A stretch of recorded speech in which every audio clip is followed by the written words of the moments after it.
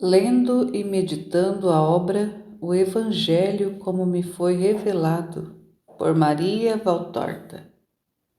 Em nome do Pai, do Filho e do Espírito Santo. Amém.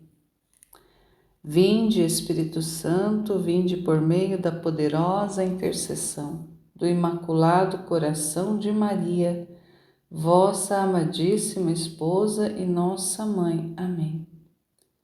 Ave Maria, cheia de graça, o Senhor é convosco. Bendita sois vós entre as mulheres, e bendito o fruto do vosso ventre, Jesus. Santa Maria, Mãe de Deus, rogai por nós, pecadores, agora e na hora de nossa morte. Amém. Vem, divina vontade, nesta ação que estou a fazer, e em todas as ações que farei durante este dia. Amém. Fiat.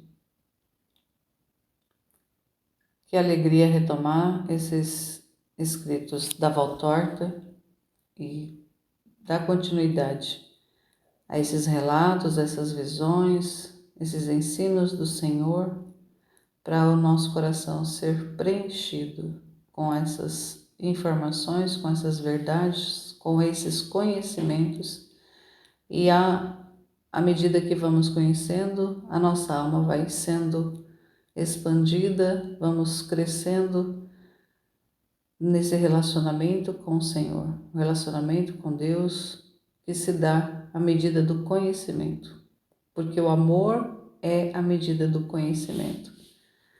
E que o Senhor possa, na sua infinita misericórdia, abrindo a nossa mente, o nosso coração, a nossa inteligência para receber essas comunicações. Capítulo 59 do volume 1.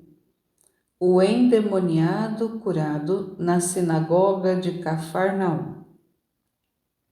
2 de novembro de 1944. Vejo a sinagoga de Cafarnaum. Ela está cheia pela multidão que encontrava-se em expectativa. Pessoas que estão à porta olham com frequência para a praça, ainda ensolarada, e bem que a tarde já vem chegando. Finalmente ouve-se um grito: Eis o Rabi! As pessoas viram-se todas para a porta. Os mais baixos se levantam nas pontas dos pés, ou procuram lançar-se para a frente.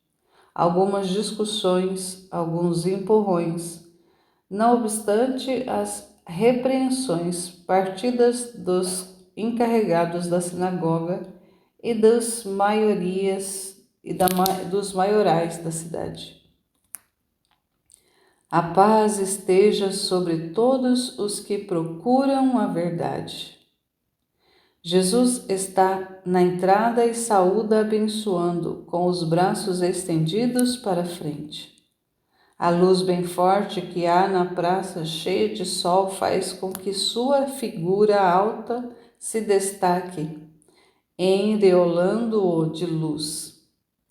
Jesus tirou sua veste branca, ficando, como é o costume, com outra azul escura. Ele avança entre a multidão que se abre e se fecha ao redor dele, como a onda ao redor de um navio. Eu estou doente, cura-me, geme um jovem, que pelo aspecto me parece estar tuberculoso e que segura Jesus pela veste. Jesus lhe põe a mão sobre a cabeça e diz: Confia, Deus te ouvirá. Deixa agora que eu fale ao povo, depois virei a ti. O jovem o deixa ir e fica quieto. Que foi que ele te disse? Pergunta-lhe uma mulher que está com um menino nos braços. Disse-me que depois de ter falado ao povo, virá a mim. Então ele vai te curar? Não sei. Ele me disse: confia, eu espero. Que foi que ele disse? Que foi que ele disse? A multidão quer saber, e a resposta de Jesus vai sendo comentada entre o povo. Então eu vou buscar o meu menino, e eu vou trazer aqui o meu velho pai. Oh, se o Ageu quisesse vir, eu vou tentar, mas ele não virá. Jesus, ao seu lugar, saúda o chefe da sinagoga e é saudado por ele. É um homenzinho baixo, gordo e de idade. Para falar a ele, Jesus precisa inclinar-se. Parece uma palmeira que se curva sobre um arbusto mais largo do que alto. Que queres que eu te dê? Pergunta o arquissinagogo. O que quiseres, ou melhor, o que apanhares, o Espírito te guiará. Mas estás preparado? Estou, dá-me um qualquer. Repito, o Espírito do Senhor guiará a escolha para o bem deste povo. O arquissinagogo estende a mão sobre uma pilha dos rolos, tira um, abre-o e para num certo ponto. Este, diz ele. Jesus pega o rolo e lê o ponto indicado. Josué, levanta-te e santifica o povo, e diz a eles: santificai-vos para amanhã, porque diz o Senhor Deus de Israel: o anátema está no meio de vós, ó Israel. Tu não poderás estar à frente dos teus inimigos, enquanto não for tirado do meio de ti quem se tiver contaminado com tal delito. Ele para, enrola o volume e o entrega de volta. A multidão está muito atenta. Somente se ouve a voz de alguém que murmura: vamos ouvir hoje das boas contra os inimigos. É o rei de Israel, o prometido, que reúne o seu povo. Jesus estende os braços em seu costumeiro gesto oratório. O silêncio se torna completo. Quem veio para santificar-vos se levantou. Ele saiu do segredo da casa onde se preparou para esta missão. Ele se purificou para dar-vos exemplo de purificação. Tomou sua posição frente aos poderosos do templo e ao povo de Deus, e agora está entre vós. Sou eu. Não como alguns entre vós pensam e esperam, como uma mente ennevoada e com um fermento no coração. Mas muito e maior é o reino do qual eu sou futuro rei, e o qual eu vos chamo. Eu vos chamo, ó vós de Israel, antes de qualquer outro povo, porque vós sois os que nos pais dos pais tiveram a promessa desta hora e aliança com o Senhor Altíssimo. Mas não será com multidões armadas, nem com ferocidades sangrentas que este reino vai ser formado. E nele não encontrarão os violentos, nem os prepotentes, nem os soberbos, os iracundos, os invejosos, os luxuriosos, os avarentos, mas os bons, os mansos, os continentes, os misericordiosos, os humildes, os que têm amor ao próximo e a Deus, os pacientes. Israel, não é contra os inimigos de fora que és chamado a combater, mas contra os inimigos de dentro, contra aqueles que estão no coração de cada um de vós. No coração de dezenas e dezenas de milhares de filhos teus. Tirai o anátema do pecado de todos os vossos corações, um por um, se quereis que amanhã Deus vos reúna e vos diga: povo meu, para ti o reino que não será mais devorado, nem invadido, nem emboscado pelos inimigos. Amanhã, que amanhã é este? Dentro de um ano ou de um mês? Ó, não procureis com uma sede doentia saber o que está para acontecer, usando para isso de meios que têm o sabor de uma culpável feitiçaria. Deixai aos gentios o espírito pitônico, deixai ao Deus eterno o segredo do seu tempo. Voz de amanhã, o amanhã que surgirá depois desta hora da tarde, e a que virá à noite, que surgirá com o canto do galo. Vinde purificar-vos na verdadeira penitência. Arrependei-vos dos vossos pecados para serdes perdoados e preparados para o reino. Tirai de vós o anátema do pecado. Cada um tem o seu. Cada um tem aquele que é contrário aos 10 mandamentos de salvação eterna. Examinai-vos cada um com sinceridade e encontrareis o ponto em que errastes. Humildemente tende dele um arrependimento sincero. Tende a vontade de arrepender-vos, não só com palavras de Deus, com palavras. De Deus não se zomba e a Deus não se engana, mas arrependei-vos com vontade firme, que vos leve a mudar de vida, a entrar de novo na lei do Senhor. O reino dos céus vos espera amanhã. Amanhã? Estás perguntando. É sempre um amanhã solícito à hora de Deus, ainda que ele chegue ao fim de uma vida longa, como a dos patriarcas.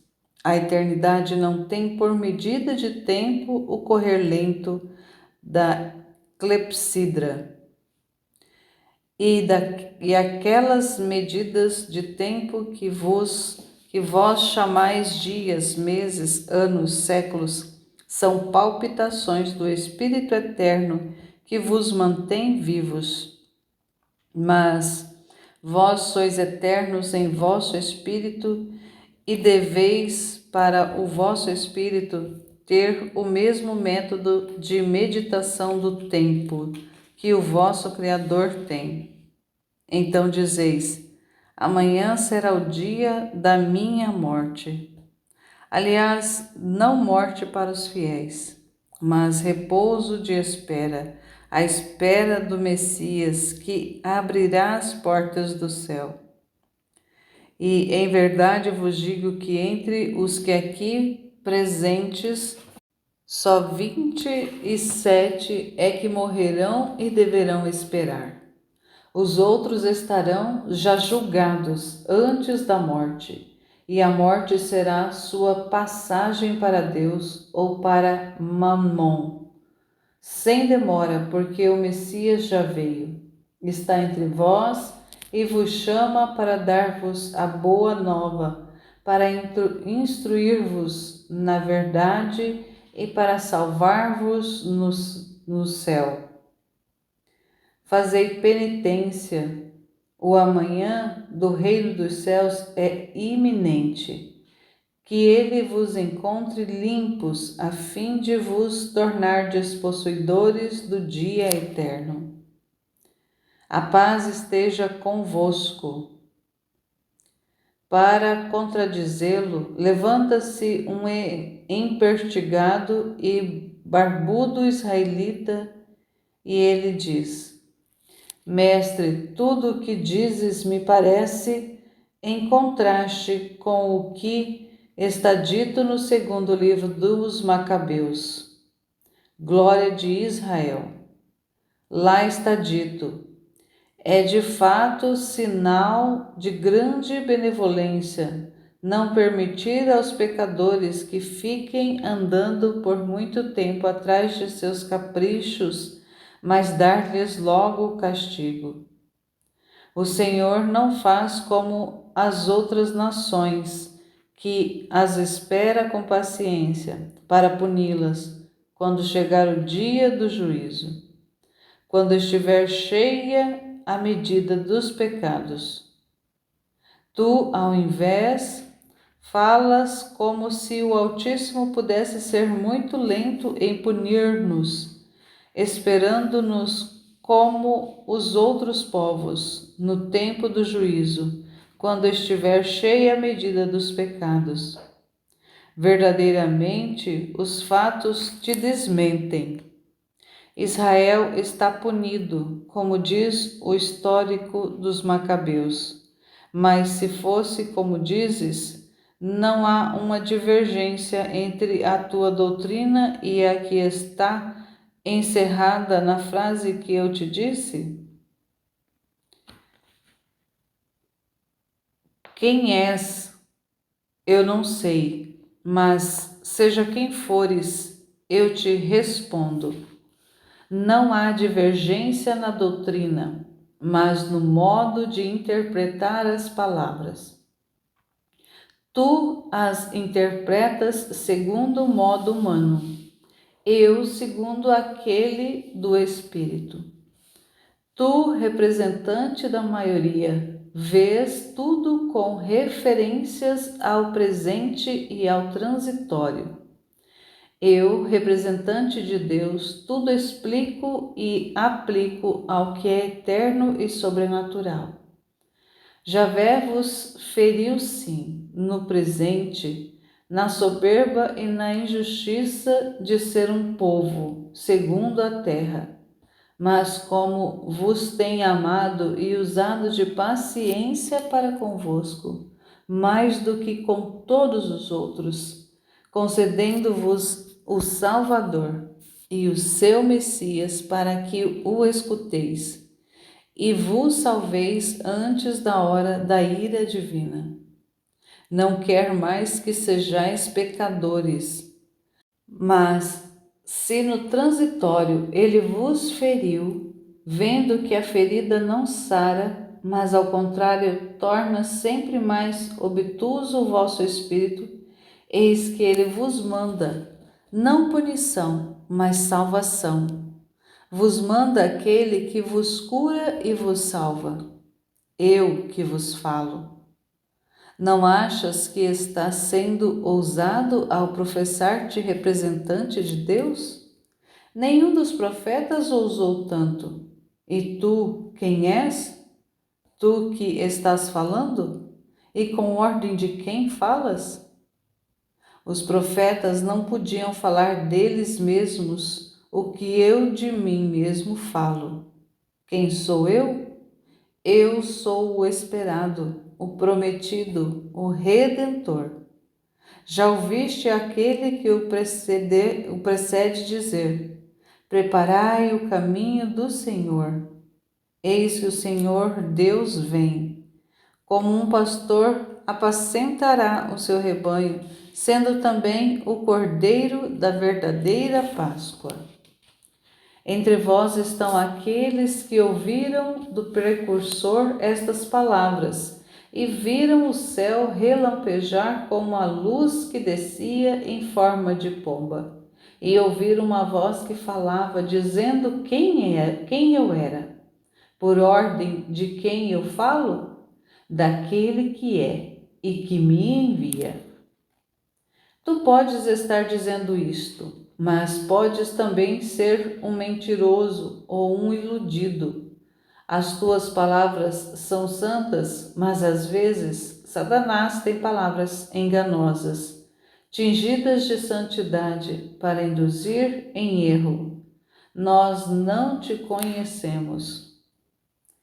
Eu sou Jesus de José, da estirpe de Davi, nascido em Belém, Efrata, segundo as promessas, chamado Nazareno, porque minha casa é em Nazaré. Isto segundo o costume. Segundo Deus, sou o seu enviado. Os meus discípulos sabem disso. Oh, os teus discípulos, eles podem falar o que quiserem e o que tu os mandas dizer. Um outro falará, um que não me ama, e dirá quem sou. Espera aí, que eu vou chamar um dos que estão aqui presentes. Jesus olha para a multidão que está espantada com essa discussão, irritada e dividida entre correntes opostas. Jesus olha para ela procurando alguém com seus olhos de safira e depois chama com voz forte: Ageu, vem para a frente, eu te ordeno. Há um grande murmúrio entre a multidão que se abre para deixar passar um homem, todo sacudido pelo tremor e sustentado por uma mulher. Conheces este homem? Sim, é o Ageu de Malaquias, aqui de Cafarnaum. É possuído por um espírito mau, que o desatina em fúrias repentinas. Todos vós o conheceis? A multidão grita: sim, sim. Poderá alguém aí dizer que ele já esteve conversando comigo, ainda que por poucos minutos? A multidão grita: não, não, ele é quase um idiota e não sai nunca de casa e nunca ninguém te viu lá. Mulher, traze-o aqui diante de mim. A mulher o empurra e o arrasta, enquanto o pobre homem treme fortemente. O arquissinagogo adverte a Jesus: estai atento, o demônio vai atormentá-lo. E então se arroja, arranha e morde. A multidão abre o caminho, comprimindo-se contra as paredes. Agora os dois estão frente a frente. É um momento de luta. Parece que o homem, acostumado a ficar mudo, sente dificuldade para falar e gane, mas depois sua voz toma a forma de palavras. Que há entre nós e ti, Jesus de Nazaré? Porque vieste atormentar-nos? Porque vieste exterminar-nos? Tu, Senhor do céu e da terra, eu sei quem és, o Santo de Deus. Ninguém na carne foi maior do que tu, porque em tua carne de homem está encerrado o Espírito do eterno vencedor. Já me vencestes em Cala-te, sai deste homem, eu te ordeno. O homem é tomado como que de um estranho paroxismo. Ele se agita aos arrancos, como se alguém o estivesse maltratando em empurrões e safanões. Grita com voz desumana, espuma. Em seguida é jogado no chão, do qual depois se levanta assombrado e curado. Ouviste? Que respondes agora? Pergunta Jesus ao opositor. O homem barbudo e empertigado encolhe os ombros e, vencido, vai-se embora sem responder. O povo zomba dele e aplaude a Jesus. Silêncio! O lugar é sagrado, de Jesus, e depois ordena: venha a mim, jovem, e quem prometi a ajuda de Deus. Aproxima-se o doente. Jesus o acaricia. Tiveste fé, sê curado, vai em paz e sê justo. O jovem dá um grito. Quem sabe o que estará sentindo? Ele se prostra aos pés de Jesus e os beija, agradecendo. Obrigada por mim e por minha mãe. Vêm outros doentes, um menino com as perninhas paralisadas. Jesus o toma nos braços, o acaricia e o põe no chão, e o solta. E o menino não cai, mas sai correndo ao encontro da mãe, que chorando o recebe sobre o coração e o bendiz com grande voz. O Santo de Israel. Vem depois um velhinho cego guiado pela filha. Também ele é curado com uma carícia feita sobre as órbitas doentes. A multidão se transforma num tumulto de bênçãos. Jesus se afasta sorrindo e, ainda que ele seja alto, não conseguiria abrir caminho entre a multidão se Pedro, Tiago, André e João não trabalhassem generosamente com os seus cotovelos, abrindo uma passagem do canto onde estão até Jesus, e depois o protegessem até a saída, para a praça, onde já não há mais sol.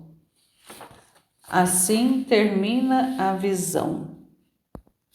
E na narração desse capítulo, onde também não tem ensino à parte, tem uma anotação de rodapé bastante extensa que eu vou dar uma lida aqui para clarear um pouquinho o entendimento.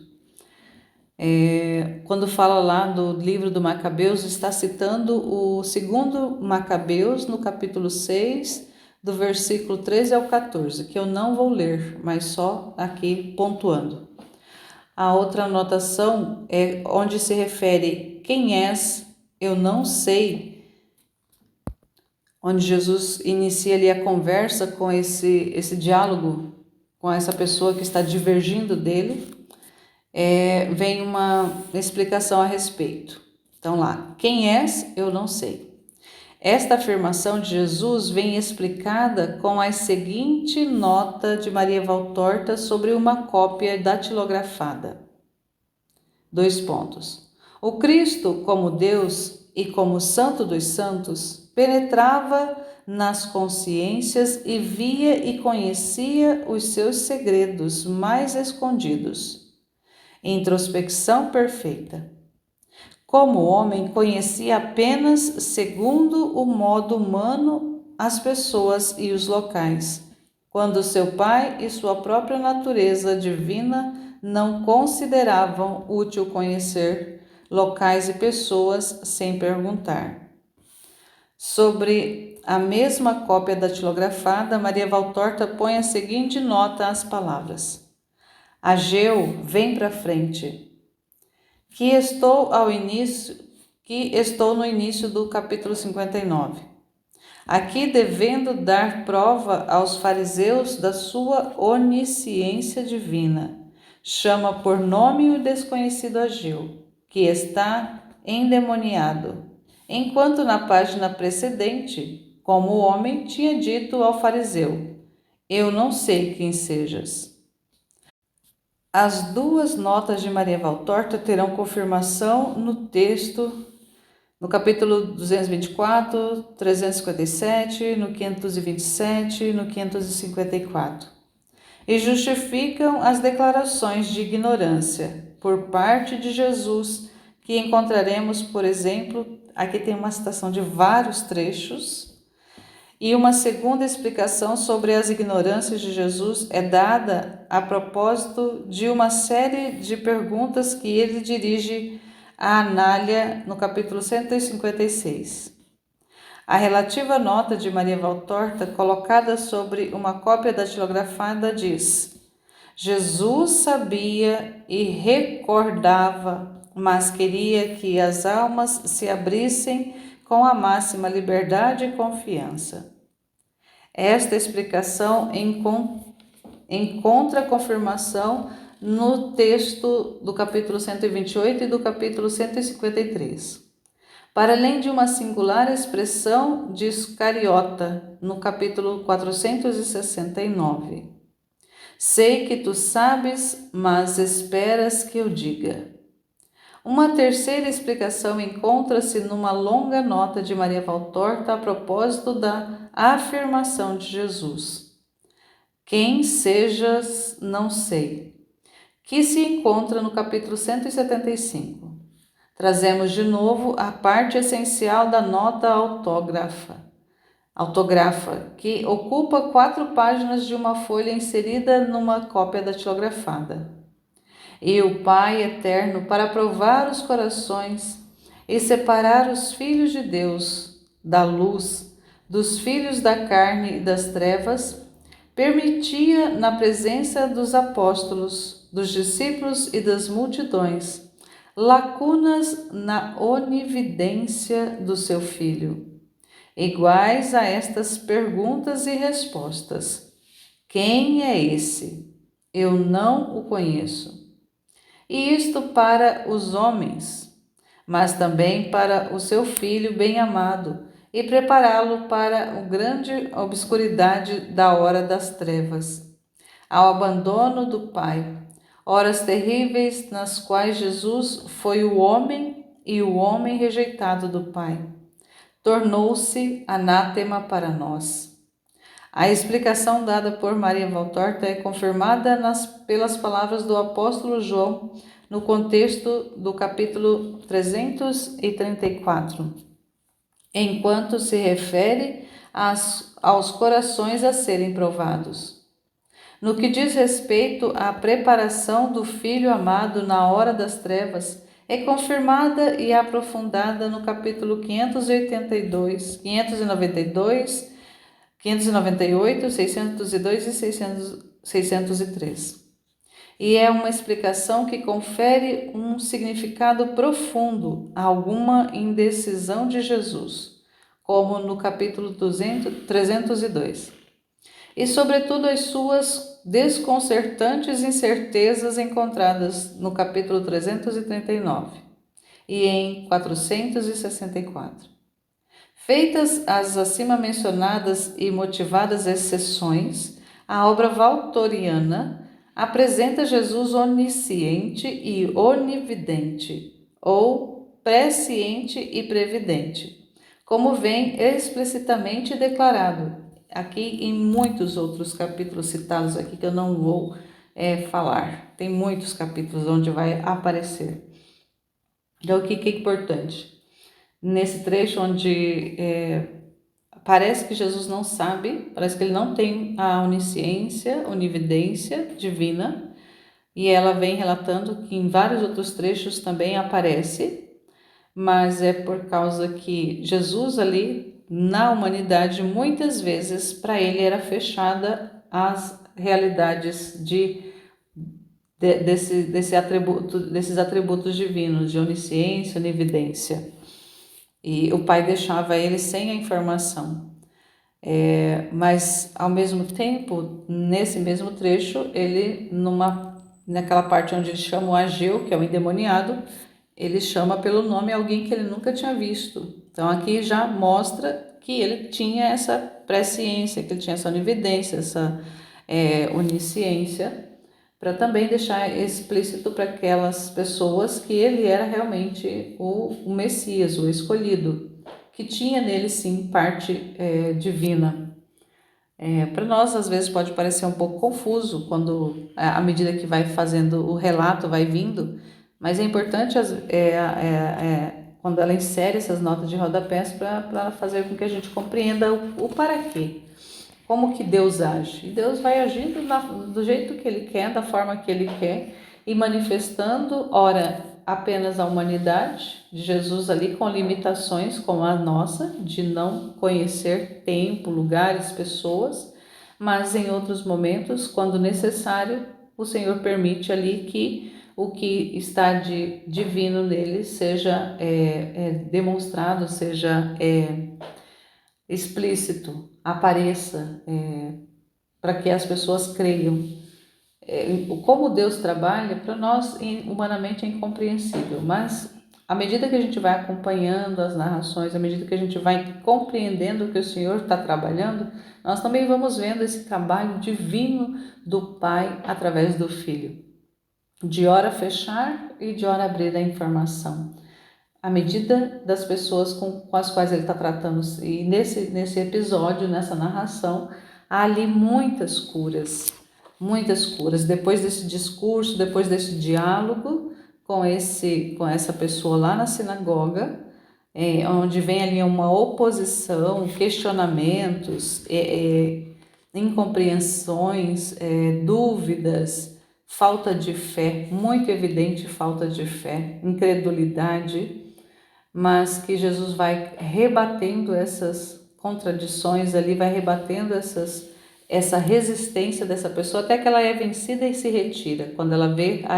a cura daquele endemoniado, que é uma cura fantástica, é uma cura ali extraordinária, uma cura a olhos vistos que eles ali não eram capazes de compreender. Tinha que ser divino ali, tinha que ter uma operação de Deus, uma operação divina naquela cura. Então esse homem acaba cedendo e sai fora porque ele não aguenta mais a discussão. Mas mesmo assim a gente percebe uma pessoa que se retira, ela se rende entre aspas, porque ela é vencida ali no que está diante dela, com os fatos ela é vencida, mas se ela fosse humilde, ela teria reconhecido e falado, sim, eu creio, eu acredito, eu faço adesão a tua manifestação, a quem tu és. Mas mesmo assim, diante dos fatos ali, ela apenas se retira. Ela sabe que está errada, mas ela não dá o braço a torcer, infelizmente. Mas a maioria das pessoas que ali estão vão observando outros fatos extraordinários acontecendo, outras curas, outros milagres sendo operados ali pelo Senhor, por Jesus.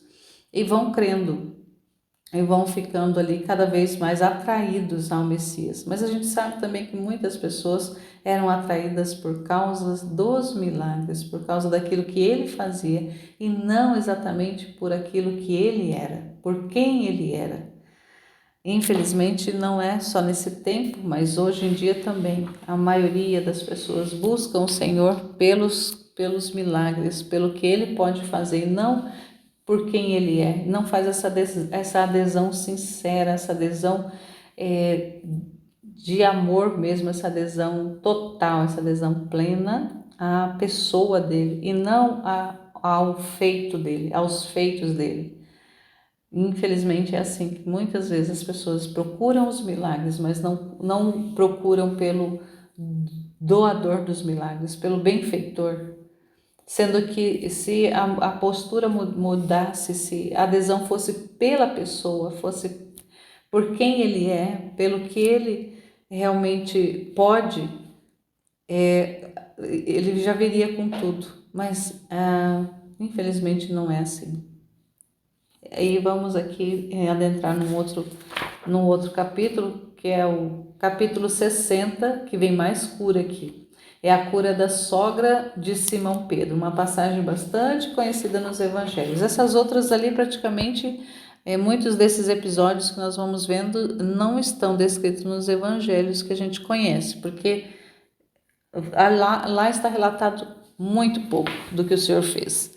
Está relatado, claro, o suficiente para que nós creiamos. Mas se fosse, como diz na palavra, se fosse ser escrito tudo que ele fez, tudo que ele falou, não caberiam nas bibliotecas do mundo inteiro. Então vamos aqui nessa obra tocando muitas coisas que o Senhor fez que não estão descritas. E nesse capítulo 60, a cura da sogra de Simão Pedro, é de 3 de novembro de 1944 esta visão. Pedro fala a Jesus: Mestre, eu queria pedir-te que vás à minha casa. Não tive coragem de te dizer isso no sábado passado, mas queria que fosses. Em Betsaida? Não, aqui, na casa da minha mulher. Quero dizer, a casa nativa. Por que tens esse desejo, Pedro? Por muitas razões. E além disso, hoje me disseram que minha sogra está doente. Se quiseres curá-la, talvez te... Acaba de falar, Simão. Eu queria dizer, se tu te aproximasses, ela acabaria. Sim, em suma, tu sabes uma coisa é ouvir falar de alguém e outra é vê-lo e ouvi-lo. E se essa pessoa depois fica sã, então também o ódio se acaba, quer dizer. Não, ódio não, mas tu sabes, o povoado está dividido em muitos pareceres e ela não sabe a quem dar razão. Vai, Jesus. Eu vou. Vamos, avisarás aos que estão esperando que da tua casa falarei a eles. Vão até uma casa baixa, mais baixa ainda do que a de Pedro em Betsaida, e ainda mais próxima ao lago. Está separada desde por uma pequena faixa da margem, e creio que nas borrascas as ondas venham a morrer contra as paredes da casa, se é baixa, é em compensação bem espaçosa, como se fosse habitada por mais pessoas. Na horta pomar, que está à frente da casa, perto do lago, nada mais do que uma videira já velha e nodosa que se estende em uma rústica parreira, e uma velha figueira que os ventos do lago curvaram em direção à casa. A fronde despenteada da árvore roça as paredes e bate contra as venezianas das janelinhas que estão fechadas para servirem de proteção contra o sol forte que bate sobre a baixa casa. Nada mais há além desta figueira e desta videira e de um poço raso com um muro esverdeado. Entra, mestre. Algumas mulheres estão na cozinha, umas ocupadas em consertar as redes, outras em preparar a comida. Elas saúdam a Pedro e depois se inclinam confusas diante de Jesus. Entretanto, olham-no de soslaio com curiosidade. A paz esteja nesta casa. Como vai a doente? Fala, tu que és a nora mais velha. Dizem 3 mulheres a uma que está enxugando as mãos na barra da veste. A febre está forte, muito forte. Nós fizemos com que o médico a visse, mas ele disse que ela está velha para sarar e que quando aquele mal dos ossos chega ao coração e dá febre, especialmente naquela idade, a doente morre. Ela não está comendo mais. Eu procuro fazer-lhe comidas boas, mesmo agora. Vê, Simão, eu lhe estava preparando aquela sopa de que ela gosta tanto. Escolhi o peixe melhor que peguei com os cunhados. Ah, mas acho que ela não vai poder comer. E depois, está tão inquieta e se lamenta, grita, chora, pragueja. Tenha paciência, como se fosse vossa mãe, e tereis merecimento diante de Deus. Levai-me a ela. Rabi, não sei se ela vai querer te ver. Não quer ver a ninguém. Eu nem tenho coragem de dizer-lhe. Agora vou te trazer o Rabi. Jesus sorri sem perder a calma. Depois se vira para Pedro. Cabe a ti, Simão, tu és homem, e o mais velho dos genros. Como me disseste, vai. Pedro faz uma careta muito significativa, mas obedece. Ele atravessa a cozinha, entra em um quarto, através da porta fechada, atrás dele. Eu o ouço conversar com uma mulher. Depois põe a cabeça e uma mão fora da porta e diz: Vem, mestre, anda depressa. E acrescenta em voz baixa, só o tanto necessário para ser entendido. Antes que ela mude de ideia, Jesus atravessa rápido a cozinha e abre a porta toda. De pé à porta, ele diz a sua doce e solene saudação: A paz esteja contigo. Em seguida entra, Não obstante, não tenha recebido resposta, vai para perto da enxerga, sobre a qual está estendida uma pequena mulher toda grisalha, descarnada e ofegante, pela forte febre que lhe torna corado o rosto abatido. Jesus se inclina para o pequeno leito e, sorrindo para a velhinha, diz: Que estás sentindo? Eu estou morrendo. Não, não estás morrendo. Podes crer que eu te posso curar? E por que irias fazer isso? Não me conheces.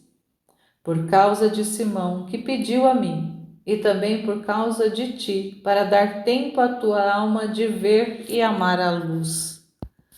Simão? Ele faria melhor em como Simão foi capaz de pensar em mim? Porque ele é melhor do que pensas.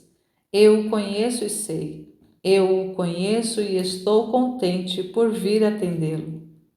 E então tu me curarias? Não vou mais morrer? Não, mulher, por enquanto não morrerás. Podes crer em mim?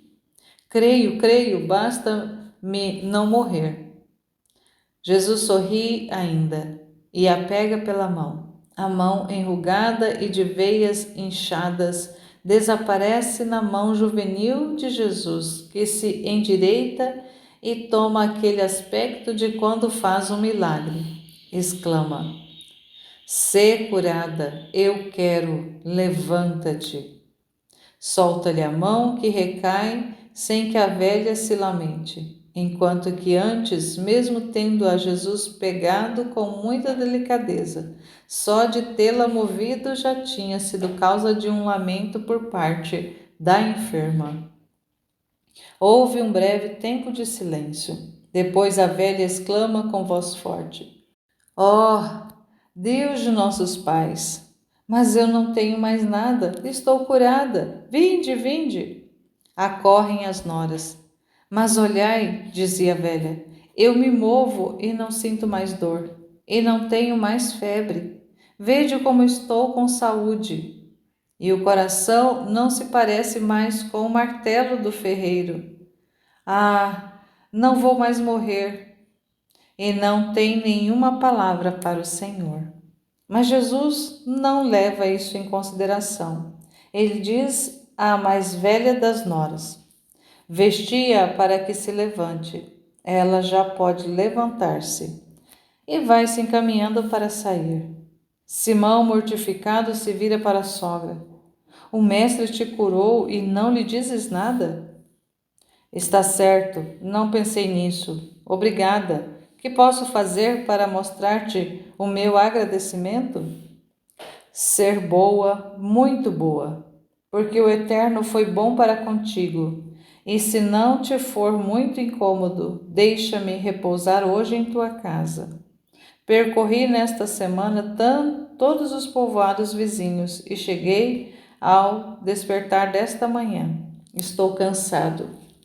Certo, certo, fica assim, se assim te agrada, mas não existe muito entusiasmo nas suas palavras. Jesus, com Pedro, André, Tiago e João, vai sentar-se no pomar. Mestre, que há, meu Pedro? Estou mortificado. Jesus faz um gesto como se dissesse: Deixa para lá, depois diz. Não é esta a primeira, nem será a última que não sinto um reconhecimento imediato. Mas eu não peço reconhecimento.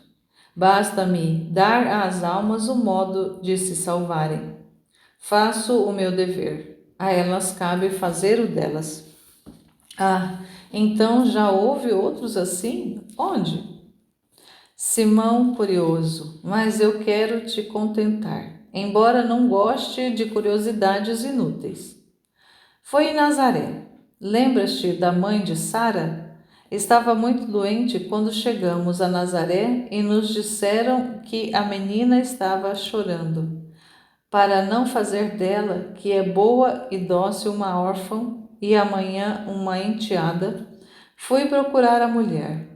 Eu queria curá-la, mas ainda não tinha posto os pés na casa dela quando seu marido e um irmão me expulsaram, dizendo: vai embora, não queremos aborrecimentos com a sinagoga.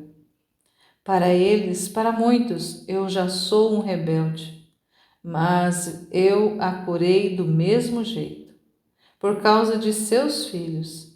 E a Sara, que estava na horta, eu disse, acariciando-a: eu curo tua mãe, vai para casa, não chores mais. E a mulher ficou curada no mesmo instante. A menina foi dizer isso a ela, e também ao pai e ao tio, e foi castigada por ter falado comigo. Eu sei porque a menina veio correndo atrás de mim, quando eu ia deixando o povoado. Mas não importa. Eu faria com que ela ficasse doente de novo. Pedro, Jesus está severo. É isso que eu ensino a ti e aos outros? Que foi que ouviste dos meus lábios desde a primeira vez que me ouviste? De que é que eu tenho sempre falado como primeira condição para serdes meus verdadeiros discípulos? É verdade, mestre, eu sou um verdadeiro animal. Perdoa-me, mas não posso suportar que não te ame. Ó Pedro, verás um desamor bem maior. Quantas surpresas terás, Pedro? Há pessoas que o mundo chamado santo despreza como publicanos e que, ao invés, serão exemplos para o mundo. E um exemplo não seguido por aqueles que as desprezam. Há gentios que estarão entre os meus maiores fiéis. Há meretrizes que se tornarão puras por vontade e por penitência. Pecadores que se emendam. Escuta, se emende um pecador, ainda pode ser, mas uma meretriz e um publicano? Tu não acreditas? Eu não. Estás errado, Simão. Mas eis tua sogra que está vindo a nós. Mestre, eu te peço que te assentes à minha mesa. Obrigado, mulher. Jesus te recompense por isto. Deus te recompense por isto. Entram na cozinha e se assentam à mesa, e a velha serve aos homens com grande distribuição de peixes ensopado e assado. Não há mais do que isso. Ela se desculpa. E para não perder o costume, diz a Pedro: os teus cunhados fazem até demais, sozinhos como ficaram desde quando fostes para Betsaida. E ao menos se prestasse a fazer mais rica minha filha. Mas ouso dizer que frequentemente estás ausente e que não vais pescar. Eu sigo o Mestre, estive com ele em Jerusalém, e aos sábados estou com ele. Não perco tempo em farras. Mas não ganhas nada com isso. Farias melhor, já que queres ser o servo do profeta, que venhas para cá de novo. Pelo menos aquela pobre criatura que é a minha filha, enquanto tu ficas aí te fazendo de santo, terá os parentes que lhe matem a fome. Mas não te envergonhas de falar assim diante dele, que te curou? Eu não o critico, ele faz o seu trabalho. Eu critico a ti, que vives como um mandrião. Afinal, tu não serás nunca um profeta nem um sacerdote. És um ignorante e um pecador. És um bom para nada. Tens razão, porque ele está aqui. Senão, Simão, tua sogra te deu um ótimo conselho. Podes pescar também aqui. Pescavas também antes em Cafarnaum, pelo que ouço. Podes voltar até agora e morar aqui de novo? Mas, mestre, tu não... Bom, meu Pedro, se ficares aqui, estarás no barco sobre o lago ou comigo. Por isso, para ti, que diferença há entre estar ou não estar nesta casa? Jesus pôs a mão sobre o ombro de Pedro e parece que a calma de Jesus passa para Pedro, que já estava fervendo. Tens razão, sempre tens razão. É assim que eu vou fazer. Mas e estes? e mostra João e Tiago, seus sócios. Não, poderão vir eles também? O nosso Pai, principalmente a nossa mãe, estarão sempre mais felizes se souberem que estamos contigo do que com eles. Eles não criarão obstáculos. Talvez também Zebedeu virá, diz Pedro. É mais que provável, e com eles outros. Viremos, mestre, viremos sem falta. Está aqui Jesus de Nazaré? Pergunta o menininho que aparece na porta. Está sim, entra. Vem à frente um menino que eu reconheço como um daqueles das primeiras visões em Cafarnaum, justamente como aquele que, brincando por entre os pés de Jesus, prometeu que seria bom, para comer o mel do paraíso. Pequeno amigo, vem cá, diz-lhe Jesus. O menino, um pouco amedrontado no meio de tanta gente, se está olhando para ele. Se encoraja e corre para Jesus, que o abraça, o põe sobre os joelhos e lhe dá um pedacinho do peixe sobre uma fatiazinha de pão. Aqui está Jesus, isto é para ti. Ainda hoje, aquelas pessoas que me disse, hoje é sábado, vai levar isto para o Rabi de Nazaré e diz ao teu amigo que reze por mim. Ele sabe que és o meu amigo. O menino ri feliz e come o seu pão com peixe. Muito bem, pequeno Tiago. Dirás àquela pessoa que as minhas orações sobem ao Pai por ela. É para os pobres? Pergunta Pedro. Sim. Será o presente de costume? Vamos ver. Jesus lhes entrega a bolsa. Pedro despeja as moedas e as conta. Sempre a mesma grande importância. Mas quem é essa pessoa? Diz-me, menino, quem és? Eu não devo dizer, eu não o direi. Que malcriado, vamos, sê bom, eu te darei umas frutas. Eu não o direi, nem se me insultares, nem se me acariciares. Mas ouvi só que língua. O Tiago tem razão, Pedro. Ele mantém a palavra dada. Deixa-o em paz. Tu, mestre, sabes quem é essa pessoa? Jesus não responde. Ele entretém com o menino, a quem dá outro pedacinho de peixe assado, já bem limpo das espinhas. Mas Pedro insiste e Jesus precisa responder. Eu sei tudo, Simão. E nós não podemos saber? E tu nunca vais ficar curado deste teu defeito? Jesus censura, mas sorri e acrescenta: logo o saberás, porque como o mal gosta de ficar oculto e nem sempre pode permanecer assim, o bem, ainda que queira ficar oculto para ter seu merecimento, um dia será descoberto para a glória de Deus, cuja natureza brilha em um filho seu.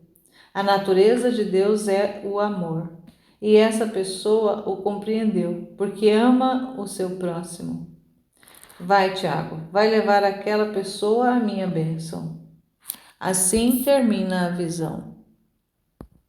Uma visão também muito linda, onde é narrado a cura da sogra de Pedro, e que é importante a gente compreender aqui, como também é ensinado no evangelho que a gente conhece, que a sogra de Pedro, ela não deu muita importância a Jesus, nem sequer o agradeceu, mas aqui na narração da Valtorta, ela meio que é forçada a agradecer, porque Pedro cobra isso dela.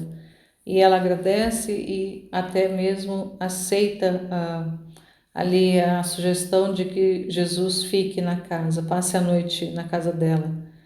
Mas a gente percebe ali um coração endurecido, um coração fechado, que mesmo diante de um milagre também espantoso, da cura instantânea dela, que estava ali prestes a morrer de tanta febre, é curada instantaneamente, milagrosamente, e mesmo assim o coração permanece ali na rigidez.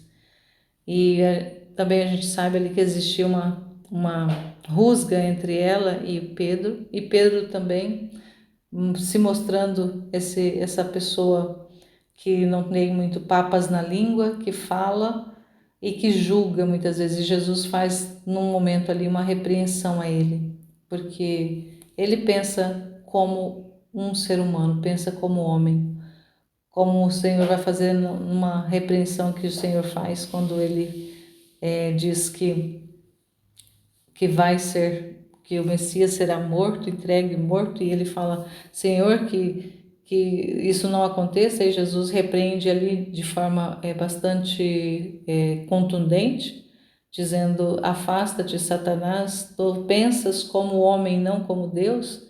Embora não faça parte dessa narração, veio à lembrança essa passagem, que aqui é bem nítido no Pedro, esse pensamento humano, esse pensamento terreno, esse pensamento limitado de julgar, de colocar defeito, de ver a parte ruim das coisas. E o Senhor vem fazendo esse trabalho com Pedro, como pedra ali, realmente de esculpir nesse homem, nesse ser humano, nessa alma, esculpir ali a alma de um grande santo. E vai ser um trabalho muito grande de Jesus na alma de Pedro. E assim também ele quer trabalhar nas nossas almas, esculpindo as nossas almas tão petrificadas também pelas experiências, pela vida vivida nessa terra, pelas realidades com as quais nós tocamos, com as adversidades, com as contradições, com tudo aquilo que nós vamos vivendo no ordinário da nossa vida e que tantas vezes vai nos modelando pessoas fechadas, pessoas enrijecidas, pessoas duras, mas que o contato com essa palavra que é vida, essa palavra que traz luz de conhecimento, essa palavra que revela-se a nós como alimento, como substância para nossa alma ali, de alimento, de fortificação, que ela realmente consiga fazer em nós aquilo que o Senhor conseguiu fazer com Pedro, mesmo com o trabalho, mas modelar a nossa alma para ser perfeita, para ser esse espaço da sua vida, da sua habitação. É importante a gente compreender isso, que Deus não desiste de nós, Deus não se cansa de trabalhar na nossa alma. E a gente precisa ir absorvendo tudo que Ele vai ensinando, mas assim, deixando Ele trabalhar, permitindo que Ele faça, que Ele realmente cure as enfermidades da nossa alma, cure ali toda essa rigidez, todo esse fechamento, esse coração duro, para que a gente não venha a se fechar à ação da graça, a gente não fique totalmente fechado, mas que realmente se abra para que chegamos ao estado de perfeição que Ele quer de cada um de nós. E que na divina vontade nós possamos ser esses espaços da vida do Senhor. Mas Ele não vai poder habitar num coração fechado. Nós precisamos estar muito abertos, sermos desejosos de receber todo esse conhecimento, toda essa luz, toda essa verdade e ela fazer vida na nossa vida. O Senhor possa realmente habitar e viver em nós. E assim não somente a nossa vida, mas todo o nosso redor será transformado. Que assim seja e que o Senhor, na sua infinita misericórdia, possa ser em nós, assim como foi com tantas e tantas pessoas na época que Ele esteve sobre a terra. Mas Ele hoje está aqui, nesse exato momento, e quer fazer de nós criaturas melhores, criaturas semelhantes a Ele, criaturas de acordo com o plano original, de criaturas voltadas ali, restabelecidas, restauradas, com a vida totalmente conformada dele, totalmente entregue, totalmente confiante. Louvado seja nosso Senhor Jesus Cristo e sua Mãe Maria Santíssima, para sempre sejam louvados. Estivemos e permaneceremos unidos em nome desse Deus Todo-Poderoso que é Pai, Filho e Espírito Santo. Amém. Jesus, eu confio em vós.